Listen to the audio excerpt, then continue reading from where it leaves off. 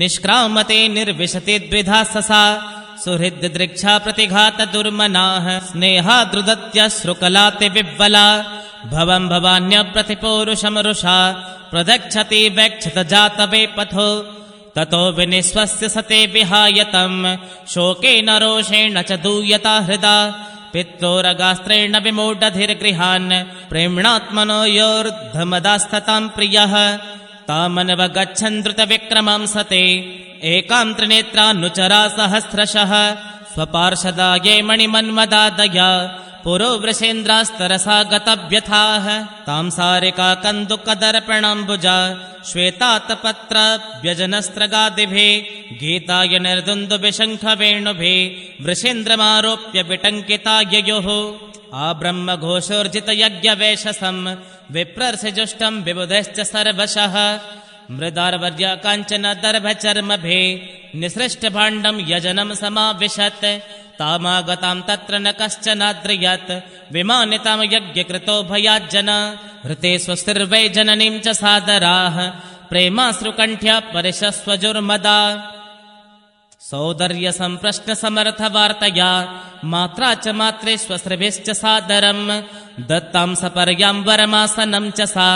न दत्तपित्रा प्रतिनन्दिता सते अरुद्रभागं तमवेक्ष चाध्वरं पित्रा च देवे कृतहेलनं विभो अनादृता यज्ञसदस्यधीश्वरे चुकोपलोका निवदक्ष्यते हृषा जगर्हसामर्ष विपन्नया गिरा शिवद्विषं धूमपथश्रमस्मयं स्वतेजसा भूतगणान् समुत्थितान् निगृह्य देवी जगतोऽभिशृण्वतः श्रीदेव्युवाच न यस्य लोकेऽस्त्यतिशाय न प्रिया तथा प्रियो देहभृतां प्रयात्मनः तस्मिन् समस्तात्मनि मुक्तवैरके हृते भवन्तं कथमप्रतेपयेत् दोषान् परेषां हि गुणेषु साधवो गृह्णन्ति केचिन्न भवादृशाद्विज गुणाश्च फल्गुन् बहुले करिष्णवो महत्तमातेष्वविदद्भवाग्नघम् नाश्चर्यमेतद्यदसत्सु सर्वदा महद्विनिन्दा गुणपाप्मवादिषु शीर्षं महापुरुषपादपांशुभे निरस्ततेजस्सु तदेव शोभनं यद्वयक्षरं नाम गिरेरितं नृणां सकृत्प्रसङ्गादगमाशु हन्ति तत् पवित्रकीर्तिं तमलङ्घ्य शासनं भवानहो द्वेष्टि शिवं शिवेतरः यत्पादपद्मं महता मनोलिभे निषेवितं ब्रह्मरसासवार्थिभिः लोकस्य यद्वर्षति चाशिशोऽर्थिना तस्मै भवान् द्रुह्यते विश्वबन्धवे किं वा शिवाख्यमशिवं न विदुस्त्वदन्ये ब्रह्मादयस्तमवकीर्य जटाश्मशाने तन्माल्यभस्म नृकपाल्यवसिस्पिशासै ये मूर्धभिर्दधति च चरणावसृष्टम् कर्णोपिधाय निरयाद्य कल्प ईशे धर्मावितर्य श्रेणिभिर्निभिरस्यमाने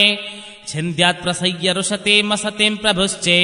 जिह्वामसो न पिदतो विसृजेत् स धर्मः अतस्तवोत्पन्नमिदं कलेवरं न धारयिष्ये शितिकण्ठगर्हिण जगदस्य मोहाद्य विशुद्धिमन्दसो जुगुप्सितस्योद्धरणं प्रचक्षते न वेदवादा ननुवर्तते मते स्व एव लोके रमते महामुने यथा गतिर्देव मनुष्ययो पृथक् स्व एव धर्मे न परं क्षिपेप्सितः कर्म प्रवृत्तं च निवृत्तमप्रितं वेदे विवेच्यो भयलिङ्गमाश्रितं विरोधि तद्योगपदैककर्तरे द्वयं तथा ब्रह्मणि कर्म नर्च्छते मा वा पदव्यापितरस्मदास्थिता या यज्ञशालासु न धूमवर्त्मभे तदन्न तप्तैरवसुभृदिक्रीडा अव्यक्तलिङ्गा अवधूतसेविताः नैतेन देहेन हरे कृतागसो देहोद्भवेनालमलं कुजन्मना व्रीडा ममाभूत्कुजन प्रसङ्गता तज्जन्मधिग्यो महताववद्यकृत् गोत्रं त्वदीयं भगवान् वृषध्वजो दाक्षायणीत्याह यदा सुदुर्मनाः व्यपेतनर्मस्मितमाशु तद्यहम् व्युस्त्रक्ष एतत् कुणपं त्वदङ्गजम् मैत्रेय उवाच इत्यध्वरे दक्षमनुद्य शत्रुहन् छितावदेचिं निससाद शान्तवाक् स्पृष्ट्वा जलं पेतदुकोलसंवृता निमील्य दृग्योगपथं समाविशत् कृत्वा समानावनिलौजितासना सोदानमुत्थाप्य च नाभिचक्रतः शनिर्हृदिं स्थाप्य धियो रसे स्थितं कण्ठाद्भ्रुवोर्मध्यमनिन्दिता नयत् एवं स्वदेहं महता महीयसा मुहुस्मारोपितमङ्कमादरात् जिहासति दक्षरुता मनस्विने दधार गोत्रेष्वनिलग्निधारणाम् ततस्त्वभर्तुश्चरणाम्बुजासवम् जगद्गुरोश्चिन्तयति न चापरम् ददर्श देहो हतकल्मषस्तते सद्य प्रज्ज्वाल समाधिजाग्निना तत्पश्यतां खे भुवि चाद्भुतं महत् हा हेति वाद सुमहान् जायत हन्त प्रिया देवतमस्य देवे जहावसुन्केन सते प्रकोपिता अहो अनात्म्यं महदस्य पश्यता प्रजार्पतेर्यस्य चराचरं प्रजाः जहावसुन् यद्विमतात्मजा सते मनस्विनेमानमवेक्षणमर्हते सोऽहं दुर्मर्षदयो ब्रह्मधृक् च लोकेऽपकीर्तिं महतीमवाप्स्यसे यदङ्गजां स्वां पुरुषद्विडुद्यतां न प्रत्यषेधन्मृतये पराधत वदत्येवं जने सत्या दृष्ट्वा सुत्यागमद्भुतं दक्षं तत्पार्षदाहन्तुं मुदतिष्ठन्नुदायुधा तेषामापततां वेगं निशाम्य भगवान् भृगुः यज्ञग्नेन यजुषा दक्षिणाग्नौ जुहावः अध्वर्युणा हूयमाने देवा उत्पेतुरोजसा ऋभवो नाम तपसा सोमं प्राप्ता सहस्रशः तैरलाता युधे सर्वे प्रमथा सह गुह्यकाः हन्यमाना दिशो भेजोरुषद्भिर्ब्रह्मतेजसा इति श्रीमद्भागवते महापुराणे पारमहंस्यां संहितायां चतुर्थस्कन्धे सती देहोत्सर्गो नाम चतुर्थोऽध्यायः। अथ पंचमोऽध्यायः। वीरभद्रकृत दक्ष यज्ञ विध्वंस और दक्ष वध।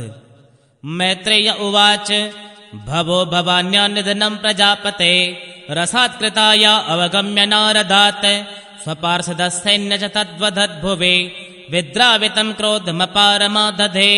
क्रुद्धसुदष्टुष्टपुटस्थधुर्जटे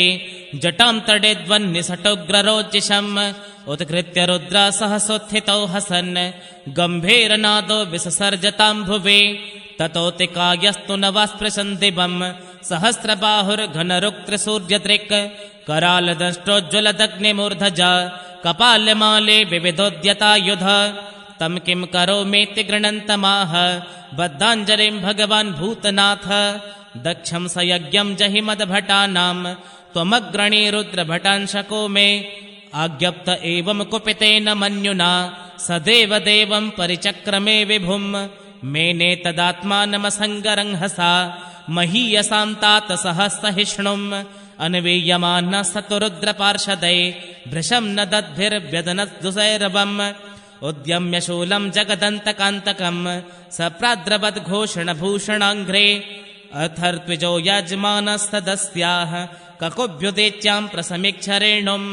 तमः किमेतत् कुत एतद्रजो भो दितिद्विजा द्विजपत्न्यश्च दध्यो वातानवान्ते न हि सन्ति दस्यवः प्राचीन बर्हिर्जीवति होग्रदण्डः गावो न काल्यन्त इदं कुतो रजो लोकोऽधुना किं प्रलपाय कल्पते प्रसूतिमिस्रास्त्रिय उद्विग्नचित्ता ओचुर्विपाको वृजिनस्त्येष तस्या यत् पश्यन्तीनां दुहितॄणां प्रजेश सुतां सतेमवदध्यावनागाम् यस्त्वन्तकाले व्युक्तजटाकलाप स्वशूलसूच्यर्पितदिग्गजेन्द्रः वितत्य नित्यस्तुदितास्त्रदोर्ध्वजा नुच्चाट्टहासस्त्यनुत्यन्भिन्नधृक् अमर्शयित्वा तमसय्यतेजसम् मन्युप्लुतं दुर्विषहं भ्रकुट्या करालद्रष्ट्राभिरुदस्तभागणम् स्यास्वस्ति किं कोपयतो विदातुः बहुवेवमुद्विग्नदृशोच्यमाने जनेन दक्षस्य मुहुर्महात्मनः उत्पेतुरुत्पाततमा सहस्रो भयावह दिवि भूमौ च पर्यक् तावत्स रुद्रानुचरैर्मखो महान् नानायुधैर्वामनकैरुधायुधै पिङ्गै पिशङ्गैर्मकरोदरान्ननै पर्याद्रवद्भिर्विदुरान्वरुध्यत केचिद् विभञ्जु प्राग्वंशं पत्नीशालां तथा परे सदा आग्नेग्रशालां च तद्विहारं महानसम् रुरुजुर्यज्ञपात्राणि तथैकैक्ने न शासयन् कुण्डेष्वमुत्रयन् केचिद्विभिर्देवेदिमेखला अबाधन्तं मुनिन्यन्या एकै पत्नीरतर्जयन् अपरे जगृहुर्देवान् प्रत्यासन्नान् पलायितान् भृगुं बबन्ध मणिमान् वीरभद्र प्रजापतिम् चण्डेश पोषणं देवं भगं नन्देश्वरो गृहीत सर्व एव त्रिजोर्दृष्ट्वा सदस्या सदिवौकसः तैरर्ध्यमानास्तु वृषं ग्रावविर्णयकधा द्रवन् जुह्वता स्रुवहस्तस्या श्मश्रूणि भगवान् भव भृगोर्लुल्लुञ्चे सदसे यो हस्तच्छमश्रुदर्शयन् भगस्य नेत्रे भगवान् पाति तस्य रुषा भुवे उज्जहार सदस्तोक्नायाशपन्तमसोऽसुचत् पुष्णश्चापात यद्दन्तान् कालिङ्गस्य यथा बलः शप्यमाने गरिमणि यो हसद्दर्शयन् दतः आक्रम्योरसि दक्षस्य शतधारेण हेतिना छिन्दन्नपि तद्दुद्धर्तुं नाशक्नोत्रम्बकस्तदा शस्त्रैरस्त्रान्वितैरेव मणिभिर्नत्ववचं हरः विस्मयं परमापन्नो दद्यो पशुपतिश्चिरम् दृष्ट्वा संज्ञपनं योगं पशूनां सपतिर्मखे यजमानपशुकस्य कायात्तेन हरच्छिरः साधुवादस्तदा तेषां कर्म तत्तस्य संशतां भूतप्रेतपिशाचानां मन्येषां तद्विपर्ययः जुहावेतच्छिरस्तस्मिन् दक्षिणाग्नवमर्षितः तद्देव यजनं दग्ध्वा प्रातिष्ठा गुह्यकालयम् इति श्रीमद्भागवते महापुराणे पारमहंस्यां संहितायां चतुर्थस्कन्धे दक्षयज्ञविध्वंसो नाम पञ्चमोऽध्यायः। अथ षष्ठोऽध्यायः। ब्रह्मा आदि देवताओं का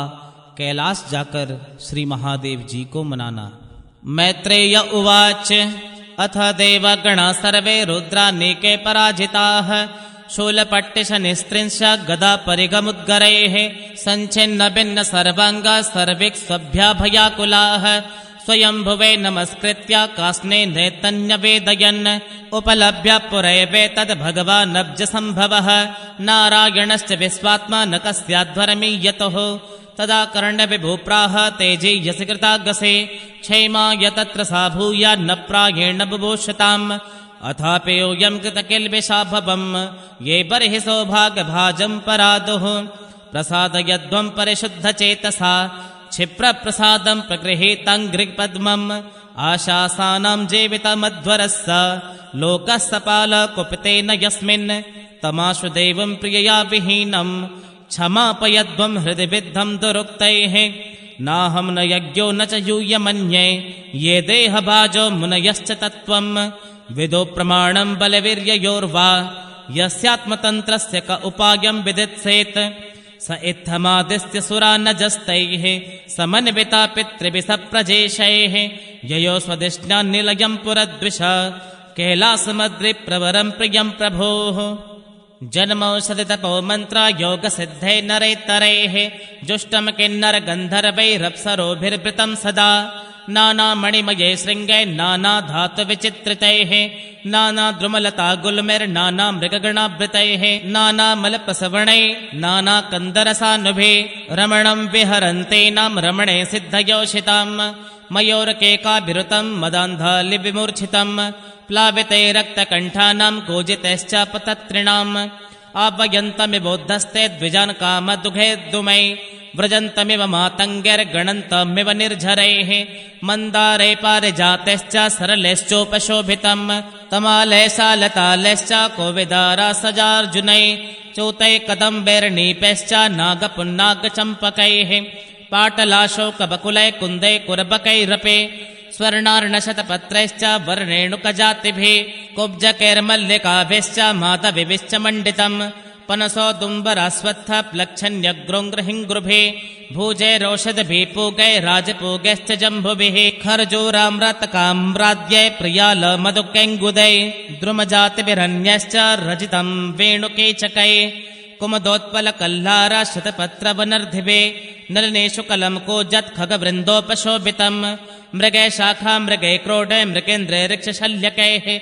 गवयै शरभैर्व्याघ्रैरुरुभिर्महिषादिभिः कर्णात्रैकपदाश्वासैर्निर्जुष्टं मृगनाभिभिः कदले खण्डसंरुद्ध नलिने पुलिनिश्रियम् पर्यस्तं नन्दया सत्या स्नानपुण्यतरोदया विलोक्य भूतेशगिरिं विबुधा विस्मयं ययुः ददृशुस्तत्र ते रम्यां मलकां नाम वैपुरीं वनं सौगन्धिकं चापि यत्र तन्नाम पङ्कजम् नन्दाचालक नन्दा च सरितो बाह्यतः पुरः तीर्थपादपदाम्भोज रजसातीव पावने ययो सुरस्त्रियक्षत वरय्य स्वदिष्ण्यतः क्रीडन्ति पुंसः सिञ्चन्त्यो विगाह्य रतिकर्षिताः ययो तस्नान विभ्रष्ट नवकुङ्कुमपिञ्जरम् वितृशोऽपि पिबत्यम्भ पाययन्तो गजा गजेः तारहेम महारत्न विमान शतसङ्कुलाम् जुष्टाम् पुण्यजनस्त्रीभिर्यथाखं सत्तडिद्घनम् हित्वा यक्षेश्वरपुरीम् वनम् सौगन्धिकम् च तत् द्रुमे कामदुगिर्हृद्यम् चित्रमाल्यफलच्छदैः रक्तकण्टखगानेकस्वरमण्डितषट्पदम् कलहंसकुलप्रेष्ठम् खरदण्डजलाशयम् वनकुञ्जरसङ्घृष्ट हरिचन्दनवायुना अधिपुण्यजनस्त्रीणाम् मुहुरुन्मथनग्ममः वैदुर्यकृतसोपाना वाप्य उत्पलमालिनेः प्राप्ता किं पुरुषैर्दृष्ट्वा त आराददृशुर्वटम् सयोजनशतोत्सेदा पादो न विटपायतः पर्यकृता च लच्छायो निर्णीडस्तापवर्जितः तस्मिन् महायोगमये मुमुक्षो शरणे सुराः ददृशो शिवमासेनं त्यक्ता मर्षमिवान्तकम् सनन्दनाद्यर्महासिद्धै शान्ते सशान्तविग्रहम् उपास्यमानं सङ्ख्या च भर्त्रा गुह्यकरक्षसाम् विद्यातपयोगपथमास्थितं तमधीश्वरम् चरन्तं विश्वसुहृदं वात्सल्यालोकमङ्गलम् लिङ्गं च तपसाभीष्टं भस्मदण्डजटाजिनम् अङ्गेन सन्ध्याभ्ररुचा चन्द्रलेखां च बिभ्रतम् उपविष्टं दर्भमय्यां वृस्यां ब्रह्मसनातनम् नारदाय प्रवोचन्तं पृच्छते शृण्वतां सताम् कृत्वा रो दक्षिणे सव्यं पादपद्मं च जानुने बाहुं प्रकोष्ठे क्षमाला मासेनं तर्कमुद्रया तं ब्रह्मनिर्वाणसमाधिमाश्रितं व्युपाश्रितं गिरिशं योगकक्षां सलोकपाला मुनयो मनूनाम् आद्यं मनुं प्राञ्जलय प्रणेमुः सतोपलभ्यागतमात्मयोनिं सुरासुरेशैरभिवन्दिताङ्घ्रिः उत्थाय चक्रे शिरसाभिवन्दन मर्हत्तमा कस्य यथैव विष्णुः तथा परे सिद्धगणा महर्षिभिः यैवै समन्तादनुनीललोहितं नमस्कृतः प्राह शशाङ्कशेखरं कृतप्रणामं प्रहसन्निवात्मभू ब्रह्मोवाच जाने त्वामेष विश्वस्य जगतो योनिबीजयो शक्ते शिवस्य च परं यत्तद् ब्रह्म निरन्तरम् त्वमेव भगवन्नेतत् शिवशक्त्यो स्वरूपयोः विश्वं सृजसि पास्यस्य क्रीडन्नोत्पपटौ तथा त्वमेव धर्मार्थदुगाभिपत्तये दक्षेण सूत्रेण ससर्जिताद्वरम् त्वय्येव लोके वसिताश्च सेतवो यान् ब्रह्मणा श्रद्दधते धृतव्रता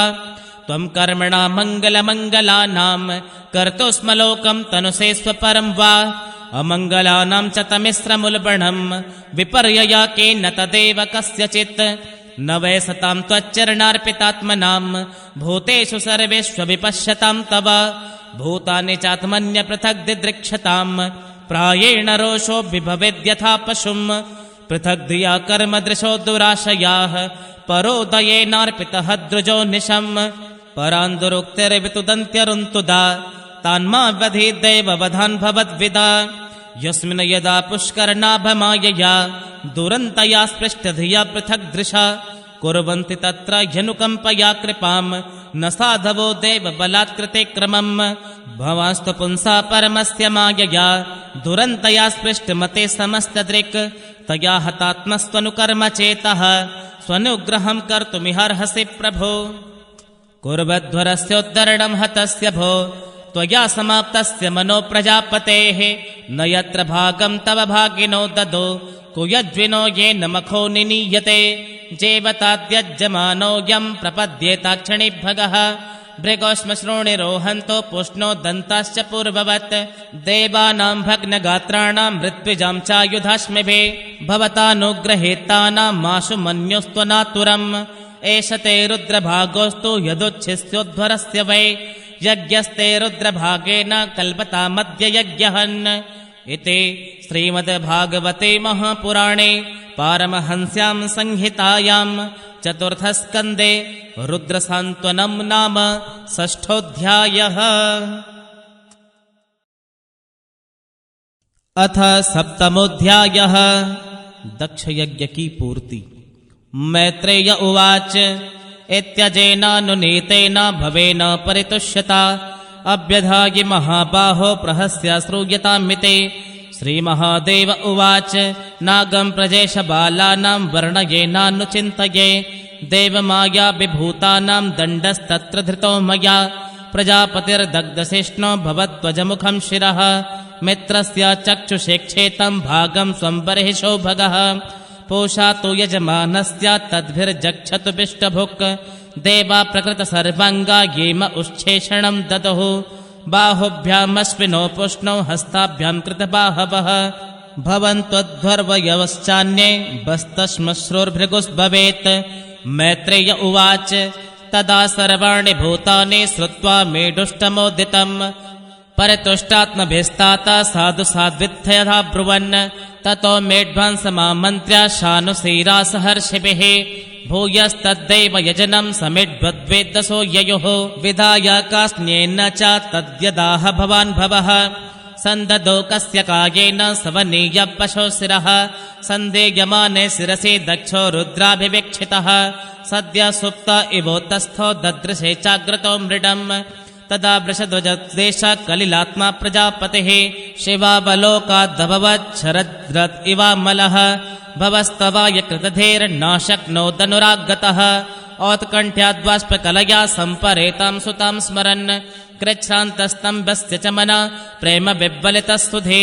शशंस निर्व्यलीकेन भावनेश प्रजापतिः। दक्ष उवाच भूयाननुग्रह अहो भवता कृतो मे दण्डस्त्वया मयि भृतो यदपि प्रलब्धा न ब्रह्मबन्धुषु च वां भगवन्नवज्ञा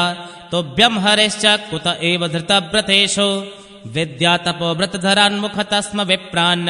ब्रह्मात्मतत्त्वमवितुं प्रथमं त्वमस्राक् तद्ब्रह्मणान् परम सर्वविपत्सु पासे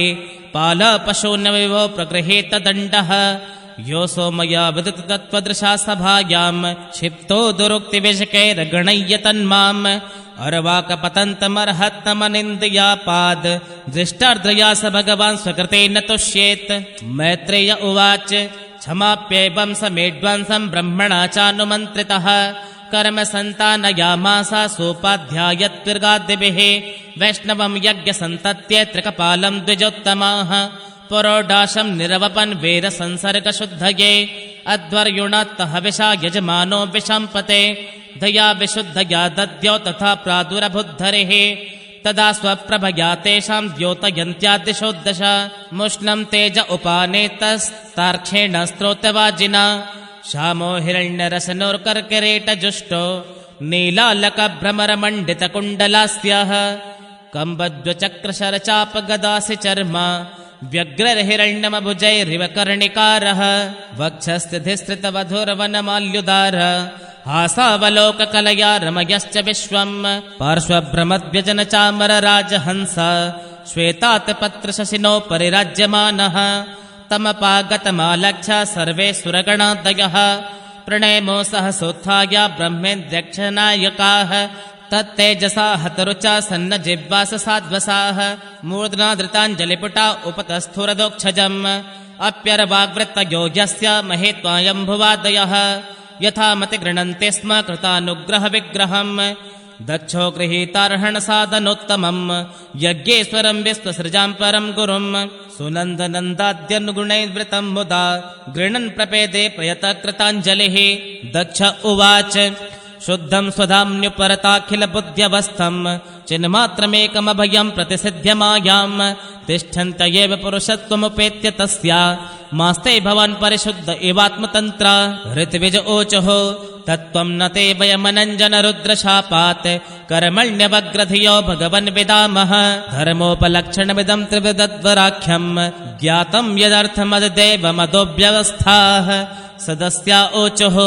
उत्पत्त्यध्वन्यशरण उरुक्लेशदुर्गेन्तकोग्र व्यालान्विष्टे विषयमृगतृष्यात्मगेहोर्भारः द्वन्द्वश्वब्रेखलमृगभयेषु कदा वेग्यसार्थः पादौ कस्ते शरण कदा याति कामोपसृष्टः। रुद्र उवाच तव वरदवराङ्घ्रावाशिषेहाखिलार्थे ह्यपि मुनिभिर्सक्ते रादरेणार्हणीये यदि रचितधिया मा विद्यलोकापविद्धम् जपति न गणयेत्तत् त्वत्परानुग्रहेण। भृगुर्वाच यन्मायया गहनयापहृतात्मबोधा ब्रह्मादयस्तनुभृतस्तमसि स्वपन्तः नात्मन्सृतं तव विदन्तधुनापि तत्त्वं सोऽयं प्रसीदतु भवान् प्रणतात्मबन्धुः ब्रह्मोवाच नेतत्स्वरूपं भवतो सौ पदार्थ भेदग्रहे पुरुषो यावदीक्षेत् ज्ञानस्य चार्थस्य गुणस्य चाश्रयो मायामयाद्व्यतिरिक्तो यतस्त्वम् इन्द्र उवाच इदमप्यच्युत विश्वभावनं वपुनानन्दकरं मनोदृशाम् स्वरविद्विक्षपणैरुदायुधैर्भुजदण्डैरुपपन्नमृष्टिभिः पत्न्य ऊचुः यज्ञोऽयं तव यजनाय केन सृष्टो विध्वस्ता पशुपतिनाद्यदक्षकोपात् तं नस्त्वं शवशयनाभशान्तमेधं यज्ञात्मन्नलिनरुचादृशा पुनेः ऋषय ऊचुः अनन्वितं ते भगवन् विचेष्टितं यदात्मना चरसि हिं कर्म नाज्यसे विभूतहे यत उपसेदुरेश्वरीं न मन्यते स्वयमनुवर्ततिं भवान् सिद्धा ऊचुः अयं त्वत्कथामृष्टपेयोष नद्यां मनोवारणः क्लेशदावाग्निदग्धः तृषार्तो वगाढो न संस्मारदाव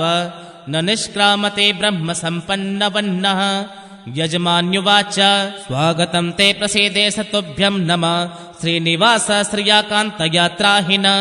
त्वामृतेधेसनाङ्गे मखा शोभते शीर्षहीन कबन्धो यथा पुरुष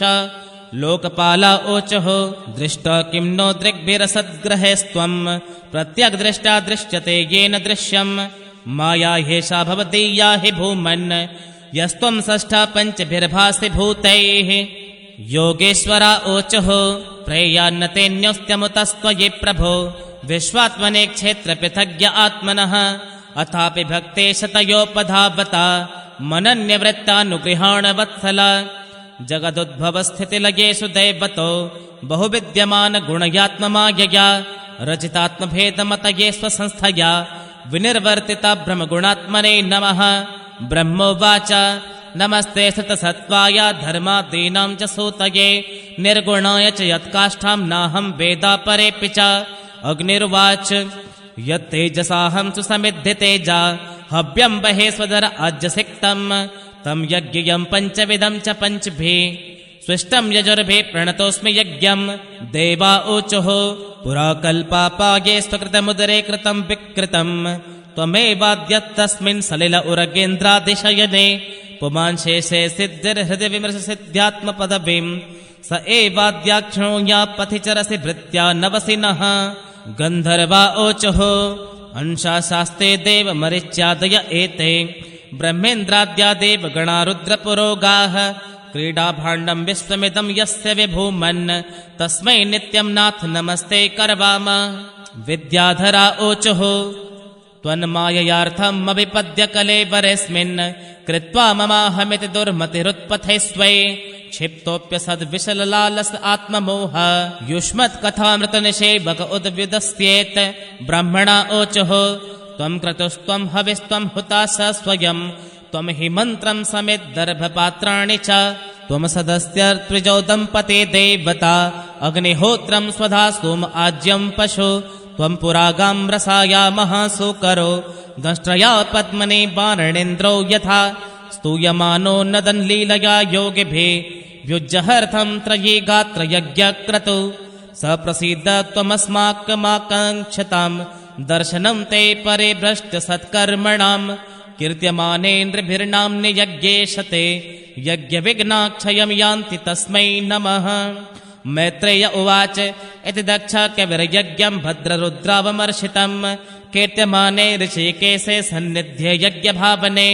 भगवान् स्वेन भागेन सर्वात्मा सर्वभागभुक् दक्षं भवास आभास्य प्रीयमाण इवानघ श्रीभगवानुवाच अहं ब्रह्मा च सर्वश्च जगतः कारणं परम् आत्मेश्वर उपद्रष्टा स्वयं दृग्विशेषणः आत्ममायां समावेश्य सोऽहं गुणमयीं द्विज सृजन् रक्षन् हरन् विश्वं दद्रे संज्ञां क्रियोचिताम् तस्मिन् ब्रह्मण्यद्वितीये केवले परमात्मने ब्रह्मरुद्रौ च भूतानि भेदेनाज्ञोऽनुपश्यति यथा पुमान्न स्वाङ्गेषु शिरपाण्यादिषु क्वचित् पारक्य बुद्धिं कुरुते एवं भूतेषु मत्परः त्रयाणामेकभावानां यो न पश्यति वैभिदाम्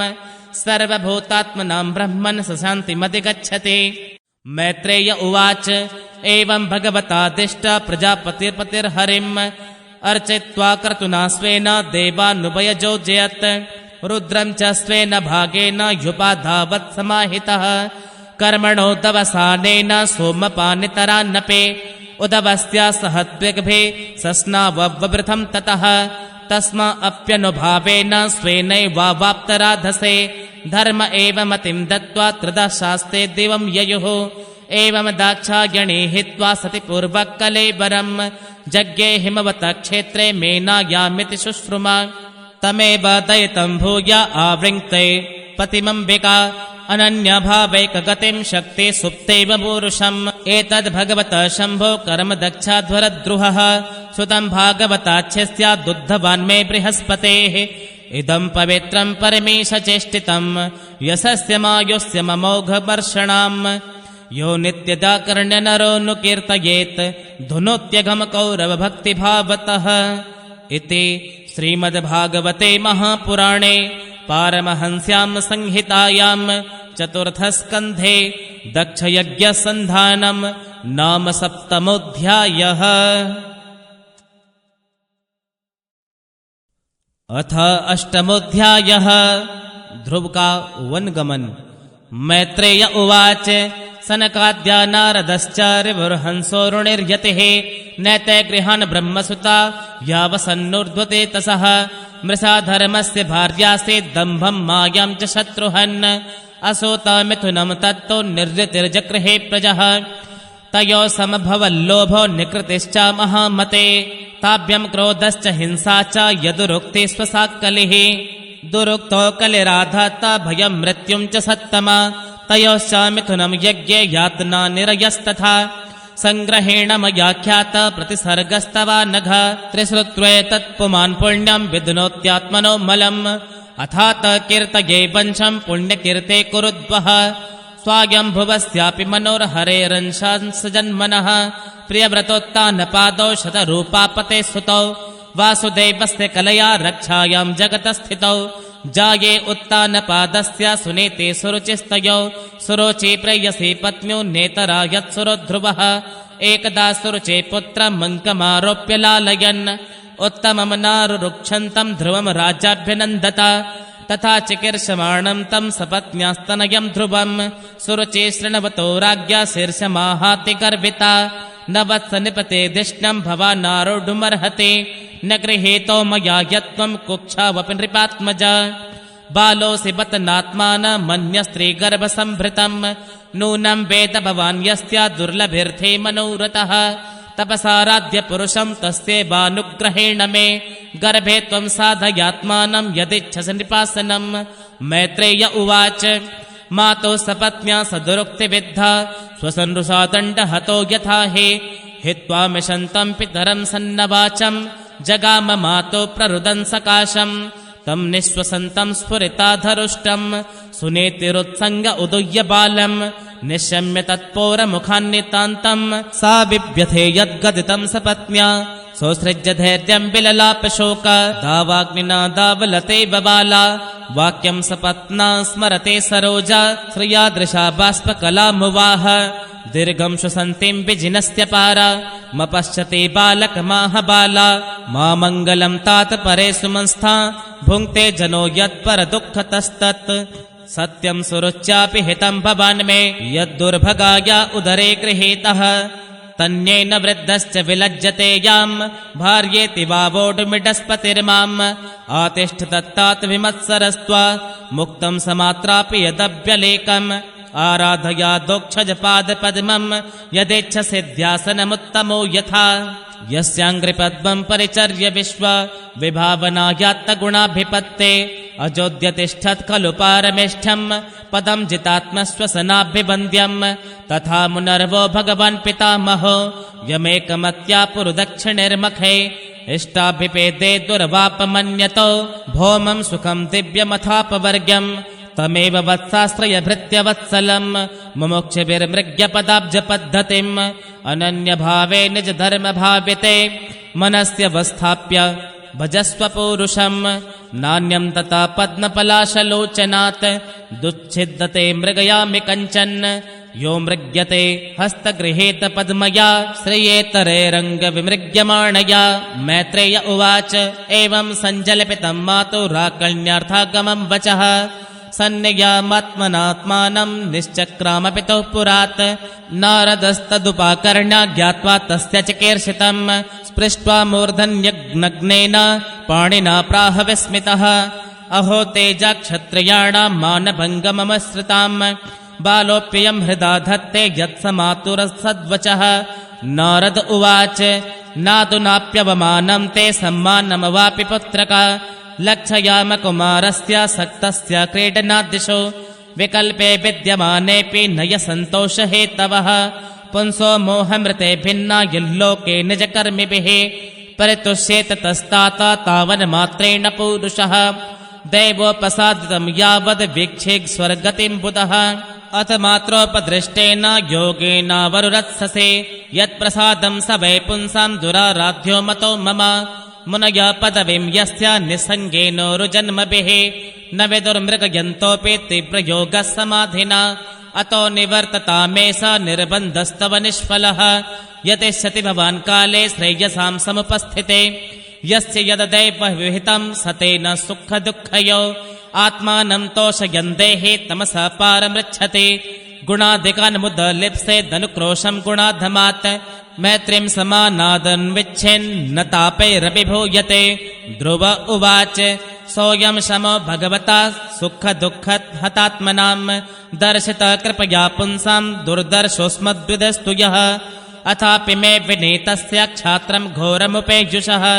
सुरुच्या दुर्वचो बाणैर्न भिन्ने श्रयते हृदि पदं त्रिभुवनोत्कृष्टं जिगीषो साधु वर्त्ममे ब्रूयस्मत्पितृभिर्ब्रह्मन्यैरप्यनधिष्ठितं नूनं भवान् भगवतो योऽङ्गजा परमेष्ठिनः वितुदन्नटते वीणां हितार्थ जगतोर्कवत् मैत्रेय उवाच इत्युदाहृतमाकर्ण्य भगवन्नारदस्तदा प्रेता प्रत्याहतं बालं सद्वाक्यमनुकम्पया नारद उवाच जनन्या विहिता पन्था स वै निःश्रेयसस्यते भगवान् वासुदेवस्तं भज तत्प्रवणात्मना धर्मार्थकाममोक्षाख्यं य इच्छेत् श्रेय आत्मनः एकमेव हरेस्तत्र कारणं पादसेवनं तत्तात गच्छ भद्रं ते यमुनायास्तटं शुचे पुण्यं मधुवनं यत्र सान्निध्यं नित्यदा हरेः स्नात्वानुस्तवनं तस्मिन् कालिन्द्यां सलिले शिवे कृत्वोचितानि निवसान्नात्मानः कल्पितासनः प्राणायामेन त्रिविता प्राणेन्द्रियमनोमलं शनिर्व्युदस्याभिध्यानेन मनसा गुरुणा गुरुं प्रसादाभिमुखं शश्वत् प्रसन्नवदनेक्षणं सुनासं सुभ्रुवं चारु कपोलं सुरसुन्दरं तरुणं रमणीयाङ्गं मरुणोष्ठेक्षणाद्धरं प्रणताश्रयणं निर्मणं शरण्यं करुणार्णवं श्रीवत्सङ्कमघनश्यामं पुरुषं वनमालिनं शङ्खचक्रगदापद्मैरभिव्यक्तश्चतुर्भुजं किरीटिनं कुण्डिलं केयूरवलयान्वितं कौस्तुभाभरणग्रीवं पीतकौशेयवाससं काञ्चे कलापपर्यस्तं लसत् काञ्चननूपुरं दर्शनीयतमं शान्तं मनोनयनवर्धनं पदभ्यां नखमणिश्रोण्या विलसद्भ्यां समर्चितां हृदपद्मकर्णिकाधिष्ण्यामाक्राम्यामन्यवस्थितं स्मयमानमभिध्यायेत् सानुरागावलोकनं नियतेनैकभूतेन मनसा वरदर्शभम् एवं भगवतो रूपं सुभद्रं ध्यायतो मनः निर्वृत्या परज्ञातूर्णं सम्पन्नं न निवर्तते जप्यश्च परमो गुह्य श्रूयतां मे नृपात्मज यं सप्तरात्रं प्रपठन् पुमान् पश्यति खेचरान् ॐ नमो भगवते वासुदेवाय मन्त्रेणानेन देवस्य कुर्याद्द्रव्यमयीं बुधः सपर्यां विविधैर्द्रव्ये देशकालाविभागवेत् सलिले शुचिभिर्माल्यैर्वन्ये मूलफलादिभिः शस्ताङ्कुरांशुकैश्चार्जे चेतुलस्य प्रिया प्रभुं लब्ध्वा द्रव्यमयीमर्चां छित्यं वद्विषुवार्चयेत् आवृतात्मा मुनिशान्तो यत वाङ्मितवन्यभुक् स्वेच्छावतारचरिते रचिन्त्य निजमायया करिष्यत्युत्तमश्लोकस्तद्ध्यायेद् धृतहङ्गमः परिचर्या भगवतो यावत्य पूर्वसेविताः तामन्त्रहृदयेनैव प्रयुञ्जान् मन्त्रमूर्तये एवं कायेन मनसा वचसा च मनोगतम् परिचर्यमाणो भगवान् भक्तिमत्परिचर्यया पुंसाममायिनां सम्यक् भजतां भाववर्धनः श्रेयो दिशत्यभिमतं यद्धर्मादिषु देहिनां विरक्तश्चेन्द्रियरतो भक्तियोगेन भूयसा तं निरन्तरभावेन भजेताद्धा विमुक्तये इत्युक्तं परिक्रम्य प्रणम्य च नृपार्भकः ययो मधुवनं पुण्यं हरिश्चरणचर्चितं तपोवनं गते तस्मिन् प्रविष्टोऽनन्तपुरं मुने अर्हितार्हणको राज्ञा सुखासीनम् उवाच तम् नारद उवाच राजन् किं ध्यायसे दीर्घं मुखेन परिशुष्यता किं वा न रिष्यते कामो धर्मो वार्थेन संयुतः राजोवाच सुतो मे बालको ब्रह्मस्त्रेणो न करुणात्मना निर्वासिता 5 वर्षा सह मात्रा महान् कविः अप्यनाथं वने ब्रह्मन् मस्मादन्त्यर्भकं वृकाः श्रान्तं शयानं क्षुदितं परिम्लानमुखाम्बुजम् अहो मे बत दौरात्म्यं स्त्रीजितस्योपराधय योऽङ्का प्रेम्णा रुरुक्षन्तं नाभ्यनन्दस्तमस्तमः नारद उवाच मामाशु च स्वतनयं देवगुप्तं विशाम्पते तत्प्रभावमविज्ञाय प्रावङ्के यद्यसो जगत् सुदुष्करं कर्म कृत्वा लोकपालैरपि प्रभुः एष्यत्यच्चरितो राजन् यशो विपुलयस्तव मैत्रेय उवाच इति देवर्षिणा प्रोक्तं विश्रुत्य जगतीपतिः राजलक्ष्मीमनादृत्य पुत्रमेवान्वचिन्तयत् तत्राभिषिक्त प्रणस्तात्मुपोष्य विभावरीं समाहिता पर्यचर दृश्या देशेन पौरुषम् त्रिरात्रान्ते कपित्थ बदराशनः आत्मवृत्त्यनुसारेण मांसं नित्यर्चयन् हरिं द्वितीयं च तथा मांसं षष्ठेर्भको दिने त्रिपणपर्णादिभिः शीर्णे कृतान्नोऽभ्यर्चयाद्विभुम् तृतीयं च नयनमासं नवमे हने अभक्ष उत्तमश्लोकामुपाधावत्समाधिना चतुर्थमपि वै मासं द्वादशे हने वायुभक्षो जितश्वासो ध्यायन् देवमधारयत् पञ्चमे मास्यनुप्राप्ते जितश्वासो नृपात्मजः ध्यायन् ब्रह्मपदैकेन तस्थो स्थाणुरिवाचलः सर्वतो मन आकृष्य हृदि भूतेन्द्रियाशयम् ध्यायन् भगवतो रूपं नाद्राक्षेत् किञ्चिनापरम् आधारं महदादीनां प्रधानपुरुषेश्वरम् ब्रह्मधारयमाणस्य त्रयो लोकाश्च कम्पिरे यदैकपादेन स पार्थिवार्भक तस्थो तदङ्गुष्ठनिपीडिता मही न नाम तत्रार्धमभिन्द्रदिष्टिता तरीव सव्येतरतः पदे पदे तस्मिन्नभिध्यायते विश्वमात्मनो द्वारं निरुध्या सुमनन्यया धिया लोकानिरुच्छ्वासनिपीडिता भृशम् स लोकपाला शरणं युयुर्हरिं देवा ऊचुः नैवं विदामो भगवन् प्राणरोधम् चराचरस्याखिलसत्त्वधाम्नः विदेहि तन्नो वृजिनाद्विमोक्षम् प्राप्ता वयं त्वां शरणं शरण्यम् श्रीभगवानुवाच मा भैष्टबालं तपसो दुरत्यया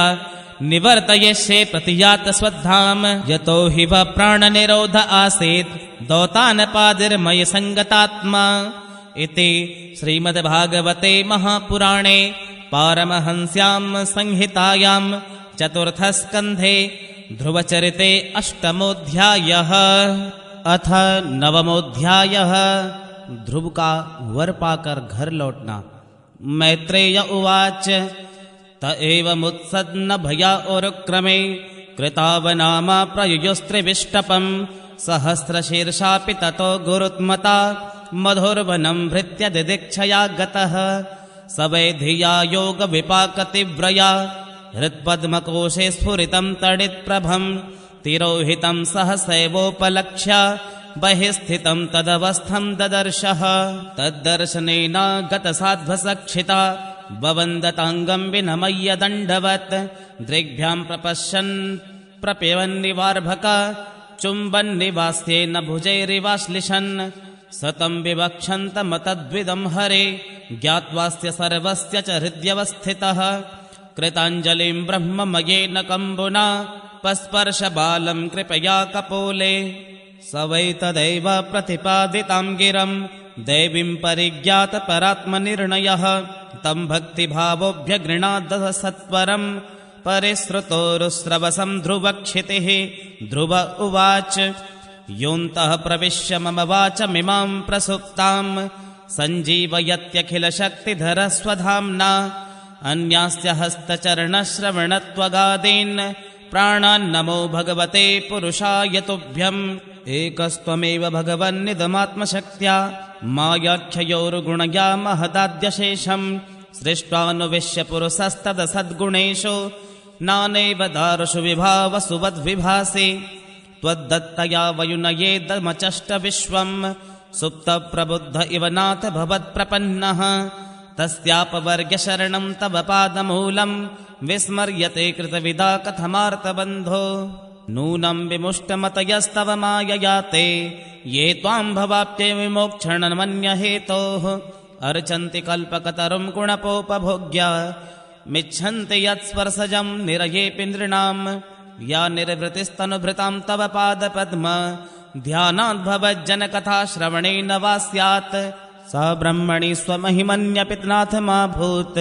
किं त्वन्तकासि लुलितात् पततां विमानात् भक्तिं मुहुः प्रवहतां त्वयि मे प्रसङ्गो भूयादनन्तमहता ममलाशयानाम् येनाञ्जसोल्बणमुरव्यसनं भवाब्धिं निश्ये भवद्गुणकथामृतमानमत्तः तेन स्मरन्त्यतितरां प्रियमेशमर्त्यम् ये चान्वदासुतसुहृद्गृहवित्तदाराः ये त्वज्जनाभवदीयपदारविन्द सौगन्ध्यलुब्धहृदयेषु कृतप्रसङ्गाः तिर्यङ्नगद्विजसरे श्रीपदेव दैत्य मर्त्यादिभिः परिचितं सदसद्विशेषम् रूपं स्थविष्टमजते महदाद्यनेकम् नातः परं परमवेद्मि न यत्र वादः कल्पान्त एतदखिलं जठरेण गृह्णन् शेते पुमान् स्वदृगन्नन्तसखस्तदङ्के यन्नाभिसिन्धुरुह काञ्चनलोकपद्म गर्भेद्युमान् भगवते प्रणतोऽस्मि तस्मै त्वं नित्यमुक्तपरिशुद्धविबुद्ध आत्मा कूटस्थ आदिपुरुषो भगवास्त्रधीशः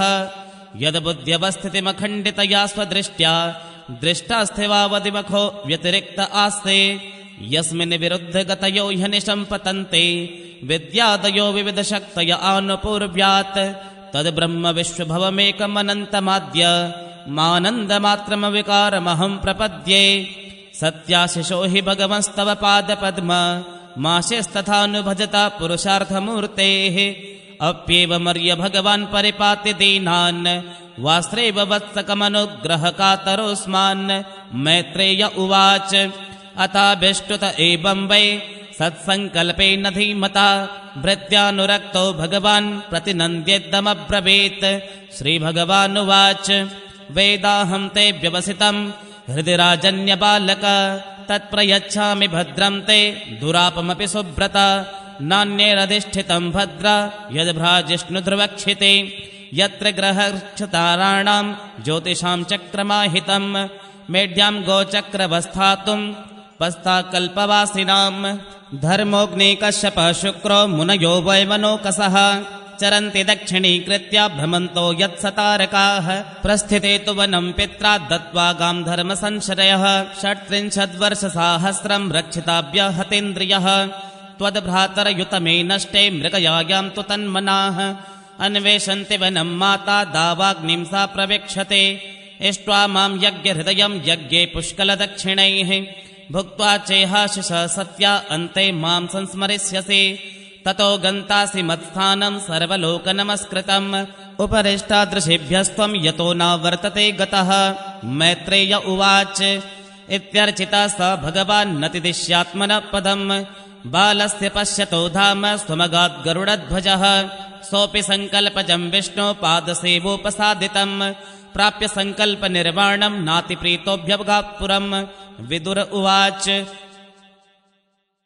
सुदुर्लभं यत्परमं पदं हरे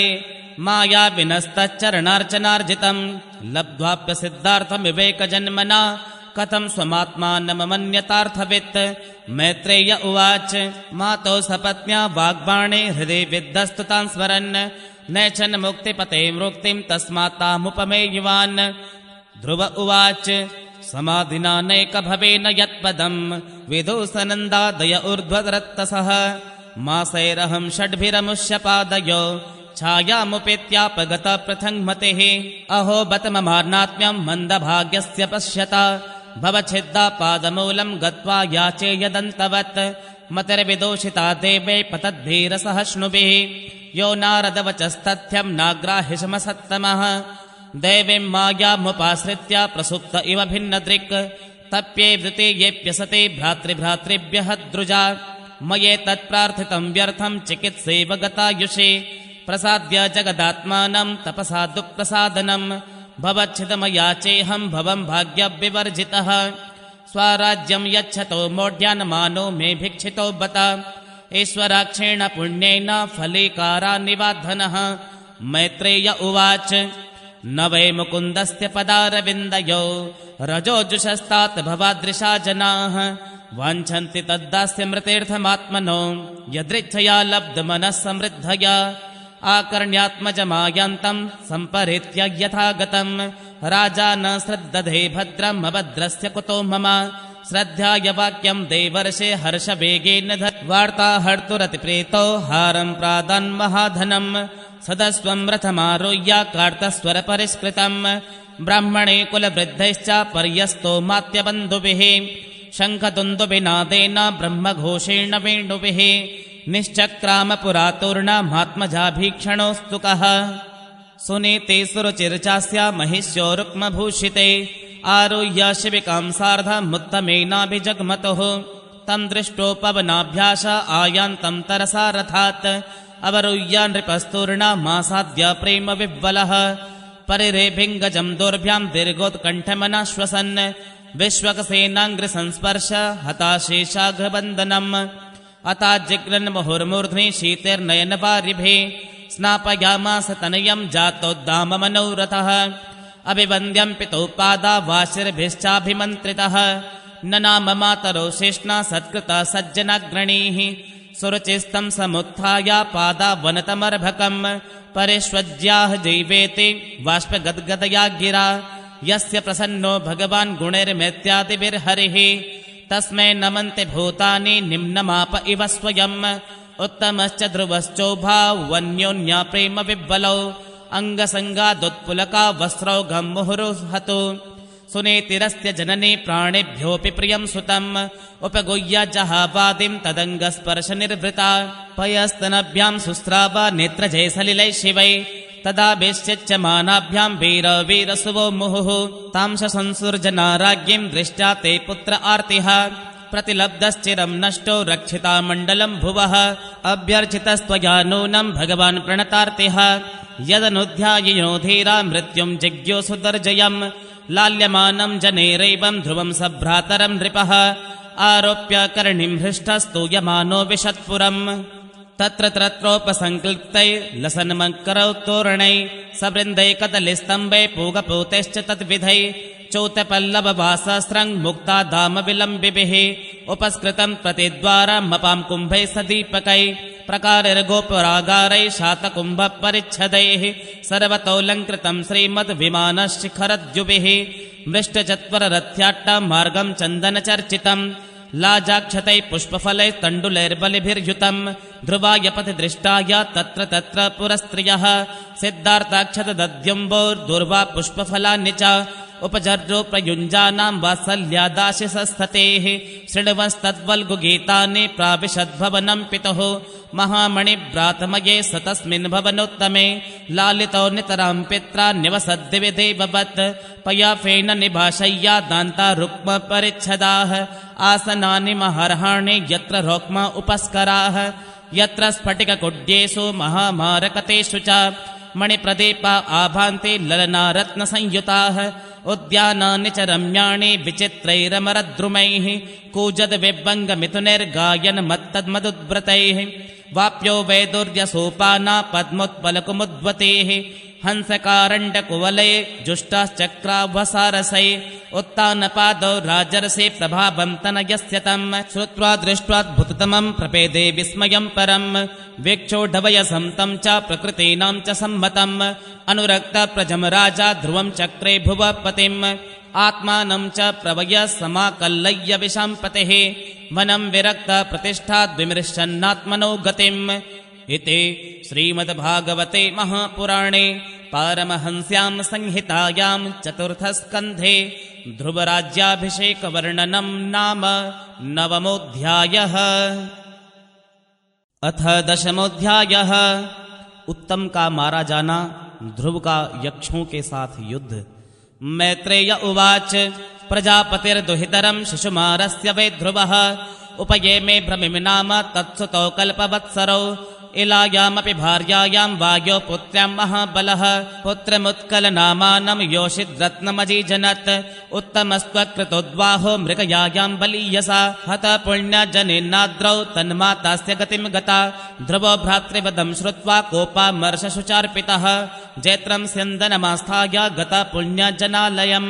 गत्वोदेचिं दिशं राजा रुद्रानुच्चरसेवितां ददर्श हिमवद्रोण्यां पुरीं गुह्यकसङ्कुलां दद्मो शङ्कं बृहद्बाहु खं दिशश्चानुनादयन्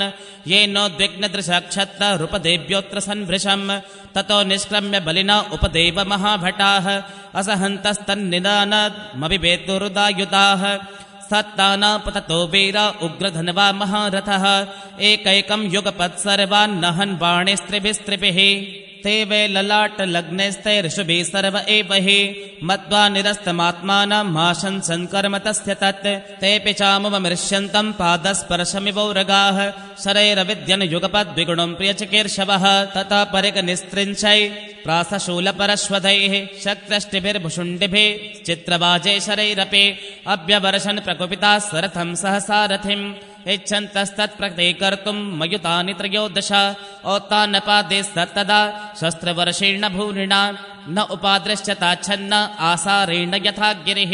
हाहाकारस्तदैवासीत् सिद्धानां दिवि पश्यताम् हतो यं मानवः सूर्यो मग्न पुण्यजनार्णवे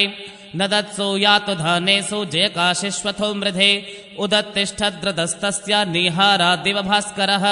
धनुर्विस्फुर्जयन् दिव्यं दुषतां खेदमुद्वहन् अस्त्रोगं व्यधमद्बाणैर्घनानेकमिवानिलः तस्य ते चापनिर्मुक्ता भित्त्वा वर्माणि रक्षसाम् कायानाविविशुस्तिग्मा गिरिनश्शनयोद्यथा भल्ले सञ्चिद्यमानानां शिरोभिश्चारुकुण्डलैः उर्भिर्हेमतालाभैर्दोभिर्वलयगल्गुभिः हारकेयोरमुकुटैर्रुष्णिश्च महाधनैः आस्त्रितास्तारुणभुवो रेजुर्वीरमनोहराः हतावशिष्टा इतरेरणाजिरात् रक्षो गणाक्षत्रियवर्यसायकै प्रायो विवृक्ना वयवा विदुद्रुवा मृगेन्द्रविक्रीडितयूथपा इव अपश्यमानः सतदा ततायिनं महामृधे कञ्चन मानवोत्तमः पुरीं ददिक्षन्नपि नाविशद्विषां न मायिनां वेद चिकीर्षितं जनः इति ब्रुवश्चित्ररथस्वसारथिं यत्तः परेषां प्रतियोगशङ्कितः शुश्रावशब्दं जलधेरिवेरितं नभस्वतो दिक्षुरजुन्वदृश्यत क्षणेनाच्छादितं व्योमं घनानीकेन सर्वतः विस्फुरत्तडिता दिक्षु त्रासयत्यननैत्नुना वव्रशो रुधिरोगास्प्रेकपूज्यबिण्मुत्रमेदसः निपेतुर्गगनादस्य कबन्धान्यग्रतोन्नघ तथा खेदृश्यत गिरिर्निपेतु सर्वतो दिशं गदा परिकनिस्त्रिंश मुसलासाश्मवर्षिणः अहयोषच निःश्वासा वमन्तोऽग्निमृषाक्षिभिः अभ्यधावन गजा मत्ता सिंहव्याघ्राश्च यूथशः समुद्र उर्मिभिर्भीम प्लावयन् सर्वतो भुवम् आससाद महाराध कल्पान्त इव भीषणः एवं विधान्यनेकानि त्रासनान्नन्यमनस्विनां शस्त्रजुस्तिग्मगतया आसुर्यां माययासुराः ध्रुवे प्रयुक्तामसुरैस्तां मायामतिदुरस्तरां निशाम्य तस्य मुनया शमाशंसन् समागताः मुनय ऊचुः औतानपाते भगवांस्तव सार्गधन्वा देवक्षिणोत्ववनतार्तिहरो विपक्षान् यन्नामधेयमभिधाय निशम्य चाद्धा लोकोञ्जसा तरति दुस्तरमङ्गमृत्युम् इति श्रीमद्भागवते महापुराणे पारमहंस्यां संहितायां चतुर्थस्कन्धे दशमोऽध्यायः। अथ एकादशोऽध्यायः। स्वयंभुव मनु का ध्रुव जी को युद्ध बंद करने के लिए समझाना। मैत्रेय उवाच निशम्य गदतामेव मृषीणां धनुषि ध्रुवः सन्ददेस्त्रामुपस्पृश्य यन्नारायण निर्मितं सन्धेयमान एतस्मिन् माया गुह्यक निर्मिताः क्षिप्रं विनेश्वर विदुर क्लेशा ज्ञानोदये यथा तस्यार्थशास्त्रं धनुषि प्रयुञ्जत सुवर्णपुङ्खा कलहंसवासस विनिसृता आविविशुर्विश्वध्वजलम् तथा वनं भीमरवाशिखण्डिनः तैस्तिग्मधारे प्रधने शिले मुखे स्थितस्तपुण्यजना उपद्रुताः तमभ्यधावन् कुपिता उदायुधा सुपर्णमुन्नद्धफणा इवाहय सतान् पृषत्कैरभिधावतो मृधे निकृत्तबाहुरुशिरोधरोद्धरान् निनाय लोकं परमर्कमण्डलं व्रजन्ति निर्विद्ययमूर्ध्वरेतसः तान् हन्यमानानभिवेक्ष्य गुह्यका ननागसश्चित्तरथेन भूरिशः औत्तानपादिं कृपया पितामहो मनुर्जगादोपगता सहर्षिभिः मनुर्वाच अलं वत्सातिरोषेण तमुद्वारेण पाप्मना येन पुण्यजनानेता नवधित्वमनागसः नास्मत्कुलोचितं तात कर्मे तत्सद्विगर्हितं वधो यदुपदेवानामारब्धस्थे कृतेन साम नन्वे कस्यापराधेन प्रसङ्गात् बहवो हताः भ्रातुर्वदाब्धिदप्तेन त्वयाङ्गं भातृवत्सलः नायं मार्गो हि साधूनां हृषीकेशानुवर्तिनां यदात्मानं परागृह्य पशुवद्भूतवेषसं सर्वभूतात्मभावेन भूतावासं हरिं भवान् आराध्यापदुराराध्यं विष्णुस्तत्परमपदम् सुतं हरेरनुध्यात तत्पुमांसपि सम्मतः कथं त्ववद्यं कृतवान् ननु शिक्षन् सतां व्रतं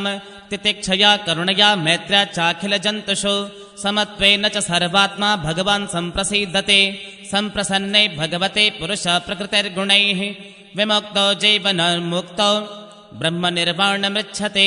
भूते पञ्चभिरारब्धिर्योषि तत्पुरुष एव हि तयोर्व्यवसायात् सम्भूतिर्योषित् पुरुषयोरिह एवं प्रवर्तते सर्गस्थितिः संयम एव च गुणव्यतिकराद्राजन मायया परमात्मनः निमित्तमात्रं तत्रासिर्निर्गुणं पुरुषर्षभः व्यक्ताव्यक्तमिदं विश्वं यत्र भ्रमति लोहवत् सकलविदं भगवान् कालशक्त्या गुणप्रवाहेण विभक्तवीर्यः करोत्यकर्तेव निहत्य हन्ता चेष्टा विभुम्ना खलु दुर्विभाव्या सोऽनन्तोऽनन्तकर कालो नातिरादिकृतव्ययः जनं जनेन जनयन् मारयन् मृत्युनान्तकम् न वै स्वपक्षोऽस्य विपक्ष एव वा परस्य मृत्योर्विशतः समं प्रजाः तं धावमानमनुधावन्त्यनीशा यथा रजांस्यनिलम्भूतसङ्घाः आयुषोपचयं जन्तोस्तथैवोपचयं विभुः उभाभ्यां रहितः स्वस्थो दुःस्थस्य विदधात्यसौ केचित् कर्म वदन्त्यैनं स्वभावमपरे नृप एके कालं परे दैवं पुंसः काममुतापरे अव्यक्तस्य प्रमेयस्य नानाशक्त्युदयस्य च न वै चिकीर्षितं ताता को वेदाथ सुसम्भवं न चैते पुत्रक भ्रातुरहन्ता रोधनदानुगाः विसर्गादानयोस्ताता पुंसो दैवं हि कारणं स एव विश्वं सृजते स एवावति हन्ति च अथापि ह्यहङ्कारान्नाज्यते गुणकर्मिभिः एष भूतानि भूतात्मा भूतेषु भूतभावनः स्वशक्त्या मायया युक्ता सृजत्यति च पाति च तमेव मृत्युममृतं तात दैवं सर्वात्मनोपेहि जगत्परायणं यस्मै बलिं विश्वसृजौ हरन्ति गावो यथा वै नसिदामयन्त्रिता यः पञ्चवर्षो जननीं त्वं विहाय मातुः सपत्ना वचसा भिन्नमर्मा वनं गतस्तपसा प्रत्यगच्छ माराध्यलेभे मूर्ध्निं पदं त्रिलोक्याः तमेनमङ्गात्मनि मुक्तविग्रहे व्यपाश्रितं निर्गुणमेकमक्षरम् आत्मानमनवेक्ष विमुक्तमात्मदृक् यस्मिन्निदं भेदमसत्प्रतीयते त्वं प्रत्यगात्मनि तदा भगवत्यनन्त आनन्दमात्र उपपन्न समस्तशक्तौ भक्तिं विधाय परमाशनकैरविद्या ग्रन्थिं बिभेत्स्यसि ममाहमिति प्ररूढं संयक्ष रोषं भद्रं ते प्रतीपं श्रेयसां परं श्रुतेन भूयसा राजन्नगदेन यथामयं येनोपसृष्टात् पुरुषा लोक उद्विजते भृशं न बुधस्तद्वशं गच्छेद्छन्न भयमात्मनः हेलनं गिरिशभ्रातुर्धनदस्य त्वया कृतं यज्जग्निवान् पुण्यजनान् भ्रातृघ्नानित्यमर्षितः तं प्रसादाय वत्सासु सन्नत्या प्रश्रयोक्तिभिः न यावन्महतां तेजाकुलं नोऽभिभविष्यते एवं स्वायम्भुव पौत्रं मनुशास्यं मनुध्रुवं तेनाभिवन्दितः साकं ऋषिभिः स्वपुरं ययौ इति श्रीमद्भागवते महापुराणे पारमहंस्यां संहितायां चतुर्थस्कन्धे 11ोऽध्यायः। अथ 12वाध्यायः। ध्रुव जी को कुबेर का वरदान और विष्णुलोक की प्राप्ति। मैत्रेय उवाच ध्रुवं निवृत्तं प्रतिबुध्य वैशसा दपेतमन्युं भगवान् धनेश्वरः तत्रागतश्चारणयश्च किन्नरै संस्तूयमानोऽभ्यवदत्कृताञ्जलिं। धनद उवाच भो भो क्षत्रियदायाद परितुष्टोऽस्मि ते नघ यस्त्वं पिता महादेशाद्वैरं दुस्त्यजमत्यजः न भवानवधीद्यच्छन्न यक्षा भ्रातरं तव काल एव हि भूतानां प्रभुरप्यप्यभावयो अहं त्वमित्यपार्थाधेरज्ञानात् पुरुषस्य हि स्वाप्ने वा भात्य तद्ध्यानाद्यया बन्धविपर्ययौ तद्गच्छ ध्रुवभद्रं ते भगवन्तं मदोक्षजं सर्वभूतात्मभावेन सर्वभूतात्मविग्रहं भजस्व भजनीयाङ्घ्रे मभवाय भवच्छिदं युक्तं विरहितं शक्त्या गुणमय्यात्ममायया वृणीहि कामं नृपयन् मनोगतं मत्तस्तमोत्तानपदे विशङ्कितं वरं वरार्होऽम्बुजनाभपादयो रनन्तरं त्वां वयमङ्गशुश्रुम। मैत्रेय उवाच स राजराजेन वराय चोदितो ध्रुवो महाभागवतो महामतिः हरौ स बभ्रे चलितां स्मृतिं यया तरत्ययत्नेन दुरत्ययं तमः तस्य प्रेतेन मनसा तां दत्वेड्डविडस्ततः पश्यतोऽन्तर्दधे सोऽपि स्वपुरं प्रत्यपद्यत अथा यजत यज्ञे संकृतभिर्भूरि दक्षिणैः द्रव्यक्रिया देवतानां कर्म कर्म फलप्रदम् सर्वात्मन्यच्युते सर्वे तीव्रोगां भक्तिमुद्वहन् ददर्शात्मनि भूतेषु तमेवावस्थितं विभुम् तमेवं शीलसम्पन्नं ब्रह्मण्यं दीनवत्सलं गोप्तारं धर्मसेतूनां मेनिरे पितरं प्रजाः 36 शशास क्षतिमण्डलम् भोगे पुण्यक्षयं कुर्वन्न भोगेरशुभक्षयम् एवं बहुसवं कालं महात्मा विचलेन्द्रियः त्रिवर्गोपैकं नीत्वा पुत्रायादान्नृपासनं मन्यमान इदं विश्वं मायारचितमात्मनि अविद्यारचितस्वप्न गन्धर्वनगरोपमम् आत्मस्त्रिपत्यसुहृदो बलमृत्यकोशम् अन्तःपुरपरिविहार भुवश्चरम्याः भूमण्डलं जलधिमेखलमाकलय्य कालोपसृष्टमिति स प्रययौ विशालां तस्यां विशुद्धकर्णा शिववार्विगाय्य बद्ध्वासनं जितमरुन्मनसा हृताक्षः स्थूले दधार भगवत्प्रतिरूप एतत् ध्यायंस्तदव्यवहितो वस्त्रसज्जमाधौ भक्तिमहरौ भगवती प्रवहन्नजस्र आनन्दबाष्पकलया मुहुरर्ध्यमानः विक्लिद्यमान हृदय पुलकाचिताङ्गो नात्मानमस्मरदसा वितिमुक्तलिङ्गः सद्दर्श विमानाग्रं नवसोवत्तरध्रुवः विभ्राजयद्दश दिशो राकापतिमिवोदितम् तत्रानुदेव प्रभरो चतुर्भुजौ श्यामो किशोरावरुणाम्बुजेक्षणौ स्थितावष्टभ्य गदां सुवाससौ किरीटहाराङ्गदचारुकुण्डलौ विज्ञायतावुत्तमगाय किङ्करा वव्युत्थिता साध्वसविस्मृतक्रम न नाम नामानि गणन् मधुद्विषा पार्षत्प्रधानाभिति संहताञ्जलिः तं कृष्णपादाभिविनिविष्टचेतसं बद्धाञ्जलिं प्रस्रयन्मकन्धरम् सुनन्दनन्दावुपसृत्य संस्मितं प्रत्योचतो पुष्करनाभसम्मतौ सुनन्दनन्दनावोचतुः भो भो राजन् सुभद्रं ते वाचं नो वहितः शृणु यः 5 वर्ष तपसा भवान् देवमतित्रिपत् तस्याखिल जगद्धातु रावां देवस्य सांगिणः पार्षादाविह सम्प्राप्तो नेतुं त्वां भगवत्पदम् सुदुर्जयं विष्णुपदं जितं त्वया यः सूरयो प्राप्य विचक्षते परम् आतिष्ठ तच्चन्द्रदिवाकरादयो ग्रहर्क्षतारा पर्यन्ति दक्षिणम् अनास्थितं ते पितृभ्ये रण्येरप्यङ्गकर्हिचित् आतिष्ठ जगतां वन्द्यं तद्विष्णु परमं पदम् एतद्विमानप्रवरमुत्तमश्लोकमौलिना उपस्थापितमायुष्मन्नधिरोढुं त्वमर्हसि मैत्रेय उवाच निशम्य वैकुण्ठनियोज्य मुख्ययो मधुच्युतं वाचमुरुक्रमप्रियः कृताभिषेको कृतनित्यमङ्गलो मुनिन् प्रणम्य शिशमभ्यवादयत् परित्याभर्च दिष्णाग्रं पार्षदावविवन्द्य च इयेष तदधिष्ठातुं बिभ्रद्रूपं हिरण्मयं तद्दोत्तानपदपुत्रो ददर्शान्तकमागतं मृत्योर्मूर्ध्नि पदं दत्त्वा आरुरोहाद्भुतं गृहम् तदा दुन्दुभयोनेदुर्मृदङ्गप्रणवादयः गन्धर्वमुख्या प्रजगोपेतकुसुमवृष्टयः स च स्वर्लोकमारोक्षन् सुनीतिं जननीं ध्रुवः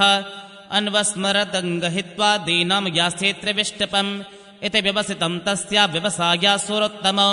दर्शयामास तुर्देवीं पुरो यानेन गच्छतिम् तत्र प्रशंसद्भिः पथिवैमानिकैः सुरैः अवकीर्यमाणो ददृशे कुसुमै क्रमशो ग्रहान् त्रिलोकीं देवयानेन सोऽतिव्रज्यमुनिनपि परस्ताद्यद्य ध्रुवगतिर्विष्णो पदमथाभ्यगात् यद् भ्राजमानं स्वरुचैव सर्वतो लोकास्तयो ह्यनुविभ्राजन्त एते यन्नाव्रजञ्जन्तुषु येनु न ग्रहा व्रजन्ति भद्राणि चरन्ति ये निशम् शान्ता समुद्र शुद्ध्या सर्वभूतानुरञ्जनाः यान्त्यञ्जः साच्युतः पद मच्युत प्रियबन्धवाः इत्युत्तानपदपुत्रो ध्रुव कृष्णपरायणः अभूत्रयाणां लोकानां चूणामणिरिवामलः गम्भीरवेगिनो निमिषं ज्योतिषां चक्रमाहितं यस्मिन् भ्रमति कौरव्यां मेढ्यामिवं गवां गणः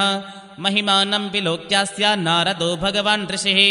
आतोद्यं वितुदन् श्लोकान् सत्रे गायत्प्रचेतसां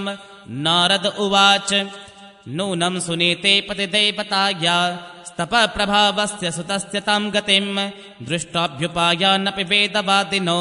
नैवादिगन्तुं प्रभवन्ति किं नृपाः यः पञ्चवर्षो गुरुतारवाक्षरैर्भिन्नेन यातो हृदयेन दूयता वनं मदादेशकरोजितं प्रभुं जिगाय तद्भक्तगुणैः पराजितम् यः चक्रबन्धुर्भुवि तस्याधिरूढ मनवारुरुक्षेदपि वर्षपूगै षड्पञ्चवर्षो यदहोभिरल्पैः प्रसाद्य वैकुण्ठमवाप तत्पदम् मैत्रेय उवाच एतत्ते विहितं सर्वं यत्पृष्टोऽहमिह त्वया ध्रुवस्योदाम यशसश्चरितं सम्मतं सतां धन्य यशस्यमायुष्यं पुण्यं स्वस्त्ययन्महत् स्वर्ग्यं द्रव्यं सौमनस्यं प्रशस्त्यमघमर्षणम् श्रुत्वेतच्छ्रद्धया भीक्ष्णमच्युत प्रियचेष्टितं भवेद्भक्तिर्भगवती यया स्यात् क्लेशसङ्क्षयः महत्त्वमिच्छतां तीर्थं श्रोतुं शीलादयो गुणाः यत्र तेजस्तद्विच्छूनां मानो यत्र मनस्विनां प्रयतः कीर्तयेत् प्रातः समवाये द्विजन्मनां सायं च पुण्यश्लोकस्य ध्रुवस्य चरितं महत् पौर्णमास्यां शनिबाल्यां द्वादश्यां श्रवणेऽथवा दिनक्षये व्यतिपाते सङ्क्रमेऽर्कदिनेऽपि वा श्रावयेत् श्रद्दधानानां तीर्थपादपदाश्रयः नेच्छंस्तत्रात्मनात्मानं सन्तुष्ट इति सिद्ध्यते ज्ञानमज्ञाततत्त्वाय यो दद्यात् सत्पथे मृतं कृपालो दीर्घनाथस्य देवस्तस्यानुगृह्णते इदं मया ते विहितं कुरुद्वः ध्रुवस्य विख्यातविशुद्धकर्मणः हित्वार्भकक्रीडनकानि मातो गृहं च विष्णुं शरणं यो जगाम इति श्रीमद्भागवते महापुराणे पारमहंस्यां संहितायां चतुर्थस्कन्धे ध्रुवचरितं नाम 12 अथ 13 ध्रुववंश का वर्णन। राजा अंग का चरित्र। सूत उवाच निशम्य कौशारविणोपवर्णितं ध्रुवस्य वैकुण्ठपदाधिरोहणं प्ररूढभावो भगवत्यधोक्षजे प्रष्टुं पुनस्तं विदुरप्रचक्रमे। विदुर उवाच केते प्रचेतसो नाम कस्यापत्यानि सुव्रता कस्यान्ववाये प्रख्याता कुत्र वा सत्रमासता मन्ये महाभागवतं नारदं देवदर्शनं येन प्रोक्ता क्रियायोगा परिचर्या विधिर्हरे स्वधर्मशीले पुरुषैर्भगवान् यज्ञपुरुषः इज्यमानो भक्तिमता नारदेनेरितः किल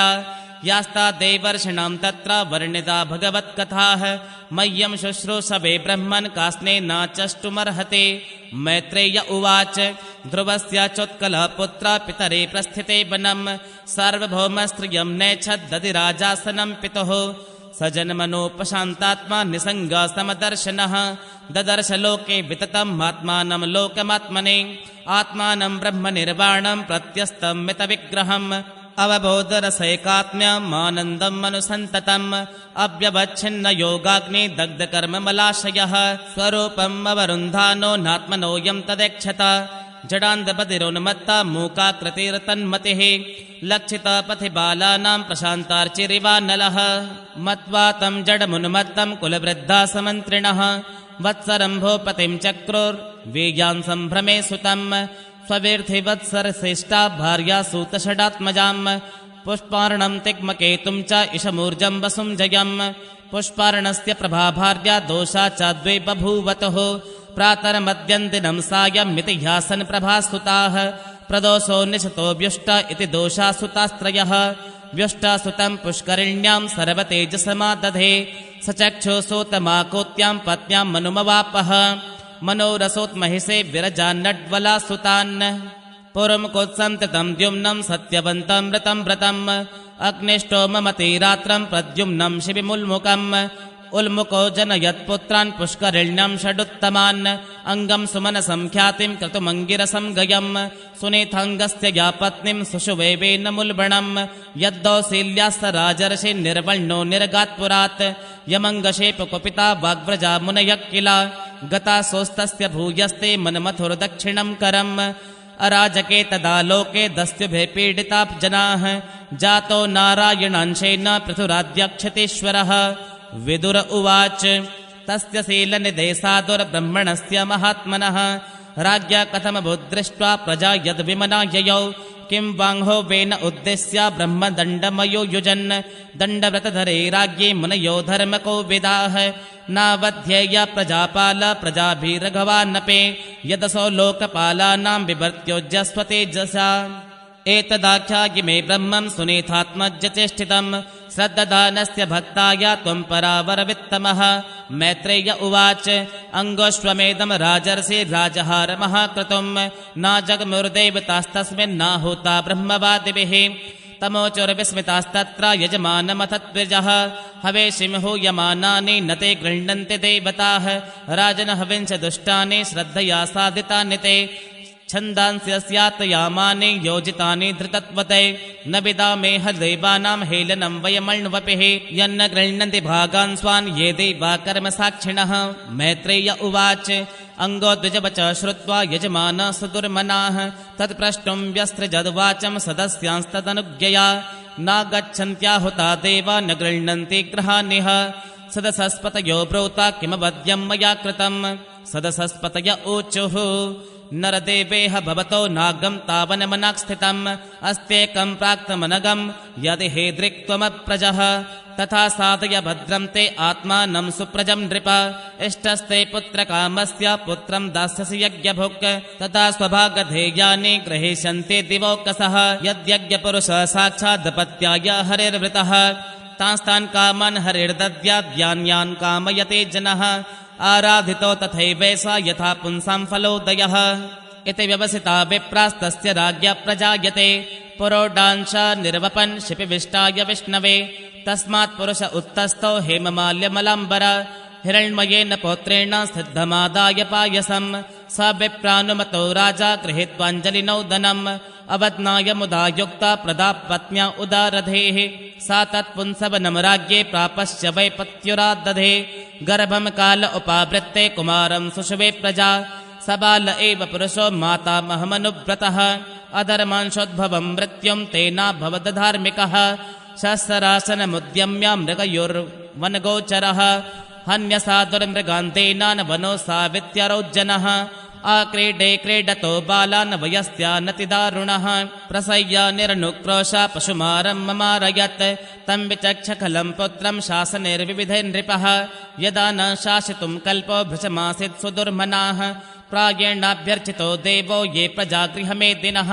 कदपत्यभृतं दुःखं ये न विन्दति दुर्भरम् यतः पापे यसे कीर्तिरदमर्श्च महानृणाम् यतो वरोध सर्वेषां यत आधिरनन्तकः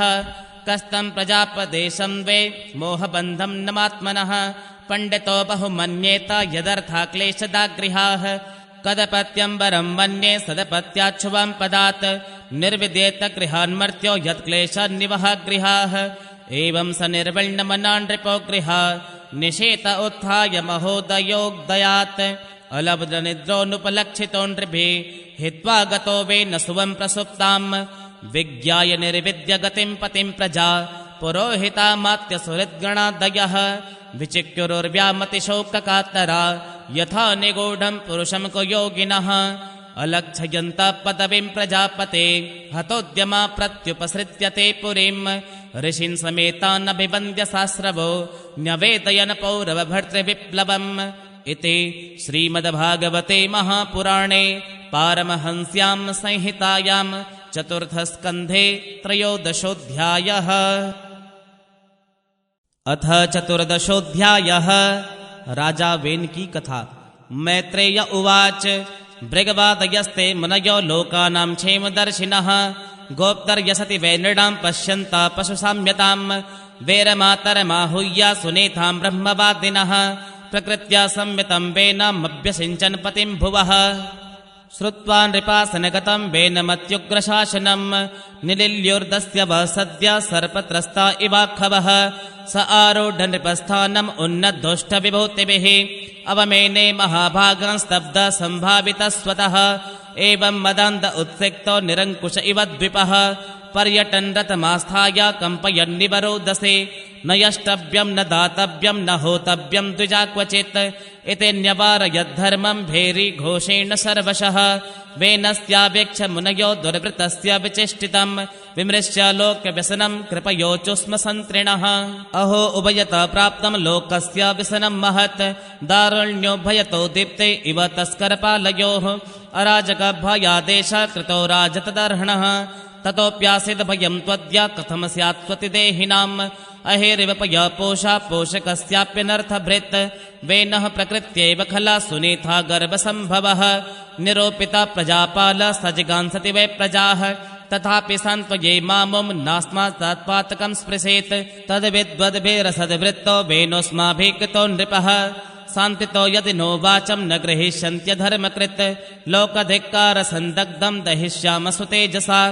एवमद्य वयायेनं मुनयो गूढमन्यवः उपव्रज्या प्रवनवेनं सान्त्वयित्वा च सामभिः मुनय ऊचुः नृपवर्य निबोधे तद्यते विज्ञापयामभो आयो श्रीबलकीर्तीनां तव तात विवर्धनं धर्म आचरिता पुंसां वाङ्मनकायबुद्धिभिः लोकान् विशोकान् वितरत्यथानन्त्यमसङ्गिनां सतेमान् विनशेद्वीर प्रजानां क्षेमलक्षणः यस्मिन् विनष्टे नृपतेरेश्वर्यादवरोहते राजन्न साध्वमात्येभ्यः चोरादिभ्यः प्रजा नृपः रक्षन् यथा बलिं गृह्णन् निह प्रेत्य च मोदते यस्य राष्ट्रे पुरे चैव भगवान् रज्ञपूरुषः युज्यते स्वेन धर्मेण जनिर्वर्णाश्रमान्वितैः तस्य राज्ञो महाभाग भगवान् भूतभावनः परितुष्यति विश्वात्मा तिष्ठतो निजशासने तस्मिन् तुष्टे किमप्राप्यं जगतामीश्वरेश्वरे लोका सपाला ये तस्मै हरन्ति बलिमादृताः तं सर्वलोकामरयज्ञसङ्ग्रहं त्रयीमयं द्रव्यमयं तपोमयं यज्ञैर्विचित्रे यजतो भवायते राजन् स्वदेशाननुरोद्धुमर्हसि यज्ञेन युष्मद्विषये द्विजातिभिः वितायमानेन सुराकलाहरेः स्विष्टा सुतुष्टा प्रतिशन्ति वाञ्छितं तद्धेलनं नार्हसि वीरचेष्टितुम् वेन उवाच बालशाबतयो यव्वा अधर्मे धर्ममानिनः ये वृत्तिदं पतिं हित्वा जारं पतिमुपासते अवजानन्त्यमी मूढा नृपरूपिणमीश्वरं नानुविन्दन्ति ते भद्रमिह लोके परत्र च को यज्ञपुरुषो नाम यत्र वो भक्तिरीदृशे भर्तृस्नेहविदूराणां यथा जारे कुयोषितां विष्णुर्विरिञ्चो गिरीश इन्द्रो वायुर्यमो रविः पर्जन्यो धनदसोमच्छितिरग्निरपां पतिः एते चान्ये च विबुधा प्रभवो वर्षापयोः देहे भवन्ति नृपते सर्वदेवमयो नृपः तस्मान् मां कर्मभिर्विप्रायजध्वं गतमत्सराः बलिं च मह्यं हरता मत्तोऽन्याकोग्रभुक्पुमान् मैत्रेय उवाच इत्थं विपर्ययमते पापेयानुत्पथं गतः अनुनीयमानस्तद्याञ्च्या न चक्रे भ्रष्टमङ्गलः इति ते सत्कृशास्तेन द्विजा पण्डितमानिना भग्नायां भव्ययाञ्च्यायां तस्मै विदुरचक्रुदुः हन्यतामेषा पापः प्रकृतिदारुणः जीवन् जगदसावासो कुरुते भस्मसाद्ध्रुवम् नायमर्हत्य सद्वृत्यो नरदैववरासनं योधि यज्ञपतिं विष्णुं विनिन्दत्यन्नपत्रपः को वेनं परिचिक्षेत वेनमेकमृते शुभं प्राप्य ईदृशमैश्वर्यं यदनुग्रहभाजनः एथं व्यवसिता हन्तुं ऋषयो रूढमन्यवः निजग्नुरहङ्कृते वैनं हतमच्युतनिन्दया ऋषभे स्वाश्रमपदं गते पुत्रकलेबरं सुनेथा पालयामास विद्या योगेन शोचते एकदा मुनयस्ते तु सरस्वत्सलिलाप्लुताः हुत्वाग्निं सत्कथाश्चक्रुरुपविष्टाः सरित्तटे वीक्षोतितांस्ततोत्पाता नाहुर्लोकभयङ्करान् अप्यभद्रमनाथाय दस्युभ्यो न भवेद्भुवः एवं मृशन्त ऋषयो धावतां सर्वतो दिशं पांसो समुत्थितो भूरिश्चोराणामभिलुम्पताम् तदुपद्रवमाज्ञाय लोकस्य वसुलुम्पताम् भर्त्रयोपरते तस्मिन्नन्योन्या च जिघांसताम् चौरप्रायं जनपदं हीनसत्त्वं मराजकं लोकानावारयच्छक्ता अपि तद्दोषदर्शिनः ब्राह्मणः समदृक्षान्तो दीनानां समुपेक्षकः स्रवते ब्रह्म तस्यापि भिन्नभाण्डात्पयो यथा नाङ्गस्य वर्षराजर्षे रेस संस्थातुमर्हते अमोघवीर्या हि नृपा वंशेऽस्मिन् केशवाश्रयाः विनिश्चित्येव मृषयो विपन्नस्य महीपते मन्मथोरुरुं तरसा तत्रासीद् बाहुको नरः काककृष्णोति ह्रस्वाङ्गो ह्रस्वबाहुर्महाहनुः ह्रस्वपान्निम्ननासाग्रौ रक्तच्छास्ताम्रमूर्धजः तन्तु ते वनतं दीनं किं करोमीति वादिनं निषेधेत्यब्रवंस्तात् स निषादस्ततो भवत् तस्य वंशास्तु नैषादा गिरिकाननगोचराः येन हरजायमानो वेण्यकल्मषमुल्बणम् इति श्रीमद्भागवते महापुराणे पारमहंस्यां संहितायां चतुर्थस्कन्धे पृथुचरिते निषादोत्पत्तिर्नाम चतुर्दशोऽध्यायः। अथ पंचदशोऽध्यायः। महाराज पृथु का आविर्भाव और राज्याभिषेक। मैत्रेय उवाच अत तस्य पुनर्विप्रैरपुत्रस्य महीपते बाहुभ्यां मथ्यमानाभ्यां मिथुनं समपद्यत तद्दृष्ट्वा मिथुनं जातं ऋषयो ब्रह्मवादिनः ओचुः परमसन्तुष्टा विदित्वा भगवत्कलां ऋषयः ओचुः एष विष्णोर्भगवता कला भुवनपालिनी इयं च लक्ष्म्या सम्भूते पुरुषस्यानपायिनी अत्र तु प्रथमो राज्ञां पुमान् प्रथयता यशः पृथुर्नाम महाराजो भविष्यति पृथुश्रवाः इयं च स्तुदती देवे गुणभूषणभूषणा अर्चनाम वरारोह पृथुमेवावरुन्धति एष साक्षाद्धरिरंशो जातो लोकरिरक्षया इयं च तत्परा हि श्रीरनुजज्ञेन पायिनी। मैत्रेय उवाच प्रशंसन्ति स्म तं विप्रा गन्धर्वप्रवराजगुः मम चोसुमनोधारा सिद्धा नृत्यन्ति स्वस्त्रियः शङ्खतुर्यमृदङ्गाद्या निर्दुन्दुभयोद्दिवे तत्र सर्व उपाजगमुर्देवर्षि पितॄणां गणाः ब्रह्मा जगद्गुरुर्देवैः सहाश्रित्य सुरेश्वरैः वैन्यस्य दक्षिणे हस्ते दृष्ट्वा चिह्नं गदाभृतः पादयोररविन्दं च तं वै मेने हरैकलां यस्या प्रतिहतं चक्रं मञ्च स परमेष्ठिनः तस्याभिषेक आरब्धो ब्राह्मणैर्ब्रह्मवादिभिः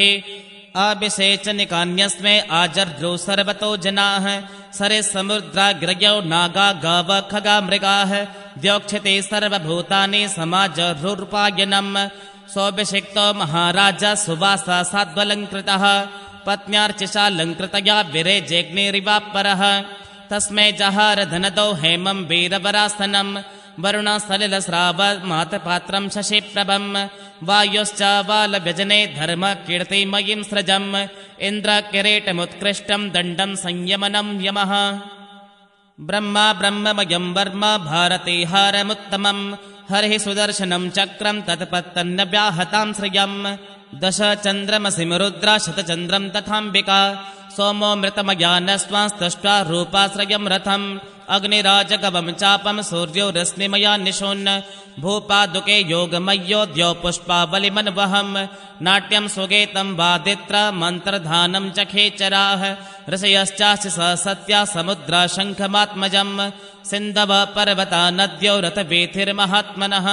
सूतोऽथमागतो वन्दे तं स्तोतुमुपतस्थिरे स्तावकांस्तान्नभिप्रेत्य पृथुर्वैन्यं प्रतापवान् मेघनिर्ह्रादया वाचा प्रहसन्निदमब्रवीत् पृथुर्वाच भो सूत हेमागद सौम्य वन्दे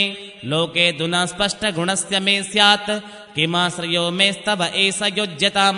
मामय्य भुवन् वितथा गिरो वः तस्मात् परोक्षे स्मदुपसृतान्यलं करिष्यत स्तोत्रमपेच्य वाचः सत्युत्तमश्लोकगुणान्वादे